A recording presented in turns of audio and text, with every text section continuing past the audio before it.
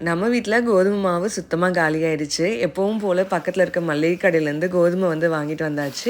நான் இன்னைக்கு 7 கிலோ அளவுக்கு கோதுமை வாங்கிட்டு வந்திருக்கேன். அதை எப்படி நான் சுத்தம் பண்ணி அரைக்கிறேன் அப்படின்றத உங்களுக்கு இந்த வீடியோவில் நான் ஷேர் பண்ணுறேன். வாங்கிட்டு வந்த கோதுமையை ஒரு பெரிய பாத்திரத்தில் போட்டு நல்ல ஒரு 4-5 முறை கழுவி எடுத்துக்கோங்க. இந்த மாதிரி நீங்கள் அரைக்கும்போது சீக்கிரமாக பூச்சி பிடிக்காது. நல்லா கோதுமை நல்லா பஞ்சாட்ட வரும். நம்ம வீட்டில் தேன்சிட்டுகள் நிறையா இருக்குங்க. இந்த குட்டி பானையிலேருந்து அப்பப்போ எட்டி எட்டி பார்க்கும். நான் இங்கே தண்ணி ஓப்பன் பண்ணதுலேருந்து வெளியில் எட்டி எட்டி பார்த்துக்கிட்டே இருக்குது. நல்லா 4-5 முறை கழுவுனதுக்கப்புறம் அதை நல்ல ஒரு காட்டன் துணியில் போட்டு நல்லா வெயிலில் காய வச்சுருங்க. குறைஞ்சது ஒரு 4 மணி நேரத்துலேருந்து 5 மணி நேரம் நல்ல வெயிலில் காயணும். அப்படி இல்லைன்னா நீங்கள் அடுத்த நாள் கூட காய வச்சு அதுக்கப்புறம் நல்லா ஆறுனதுக்கப்புறம் மெஷினில் கொடுத்து அரைச்சிக்கலாம். வெயிலில் நல்லா காஞ்ச கோதுமையை நீங்கள் எடுத்து சாப்பிடும்போது நல்லா மடுக்குன்னு ஒரு சவுண்டோட கடிப்படணும். அந்த அளவுக்கு காய வச்சுக்கோங்க. நல்லா ஒரு 5-6 மணி நேரம் காய வச்ச கோதுமையை மெஷினில் கொடுத்து நல்லா ஃபைன் பவுடரை நான் அரைச்சி எடுத்துகிட்டு ஃப்ரெஷ்ஷான மாவில் உங்களுக்கு நான் சப்பாத்தி போட்டு காட்டுறேன் எப்படி வருதுன்னு பாருங்கள்.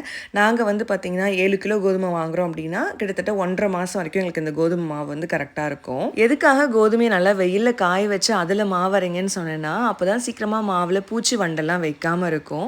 நீங்கள் மல்டிகிரெயின் சப்பாத்தி வேணும் அப்படின்னா அதில் நீங்கள் சுண்டல் சிறுதானியங்கள்லாம் கூட நீங்கள் சேர்த்துக்கலாம். நான் எப்போவுமே வெறும் கோதுமையவே அரைச்சிப்பேன். நான் 7 கிலோ கோதுமை வாங்கி அரைச்சேன்னா 1.5 மாதம் வரைக்கும் எங்கள் வீட்டுக்கு கரெக்டாக வரும்.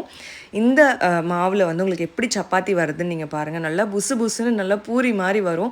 எங்கள் வீட்டில் என்னோடய சப்பாத்திக்கு எல்லாருமே ரொம்ப பிடிச்சி சாப்பிடுவாங்க. என் ஃப்ரெண்ட்ஸே என்னை நார்த் இந்தியன்னு தான் கூப்பிடுவாங்க. வந்துட்டாடா சப்பாத்தி போடுறதுக்கு. என்னோடய சப்பாத்தி அவ்வளோ பிடிக்கும் எல்லாத்துக்குமே.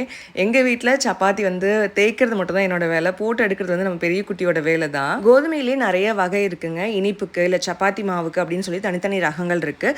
நீங்கள் சப்பாத்தி பண்ணுறீங்க அப்படின்னா பஞ்சாப் கோதுமை வாங்கிக்கோங்க. இன்றைக்கி எங்கள் வீட்டில் எப்படி நாங்கள் கோதுமை மாவு அரைக்கிறோம்னு சொல்லி பார்த்துருப்பீங்க. இது சப்பாத்தி பூரி இல்லை புட்டு எல்லாத்துக்குமே ரொம்ப நல்லாயிருக்கும். இப்போ சின்ன குட்டியும் பெரிய குட்டி டின்னர் சாப்பிட்டுட்டு இருக்காங்க. இன்னொரு இன்ட்ரெஸ்டிங்கான வீடியோவில் பார்க்கலாம். Tata bye. See you soon in another video. Bye bye.